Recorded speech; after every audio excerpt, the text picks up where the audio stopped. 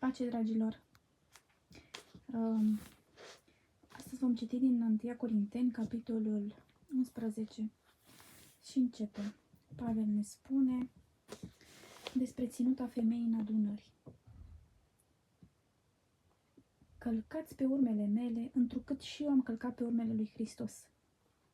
Vă laud că în toate privințele vă aduceți aminte de mine și că țineți învățăturile întocmai cum vi le-am dat. Dar vreau să știți că Hristos este capul oricărui bărbat, că bărbatul este capul femeii și că Dumnezeu este capul lui Hristos. Orice bărbat care se roagă sau prorocește cu capul acoperit își necinstește capul său. Ce am spus în capitolul 3, versetul 3? Hristos este capul oricărui bărbat. Iar în versetul 4 spune: orice bărbat care se roagă sau prorocește cu capul acoperit își necinstește capul său, adică pe Domnul Iisus îl necinstește, dacă el se roagă cu capul acoperit. Dimpotrivă, orice femeie care se roagă sau prorocește cu capul dezvelit își necinstește capul ei, pentru că este ca una care ar fi rasă.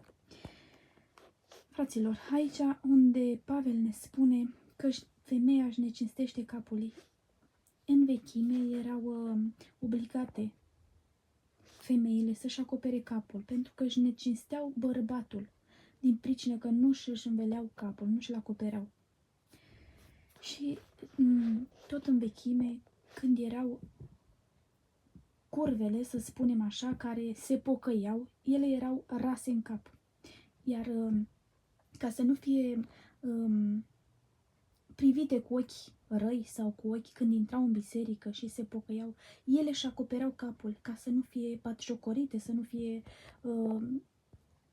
mirate foarte urât, să nu le vorbească, iar ele, săracele, trebuia să-și învelească capul pentru că erau rase în cap, că așa era datina la ei atunci. Mergem mai departe și ne spune Pavel în versetul 13 spune: judecați voi singuri, este cuvincios ca o femeie să se roage lui Dumnezeu dezvelită? Nu vă învață chiar și firea că este rușine pentru un bărbat să poarte părul lung? Și versetul 15 ne spune și ne lămurește cu punct aici, spune: pe când pentru o femeie este o podoabă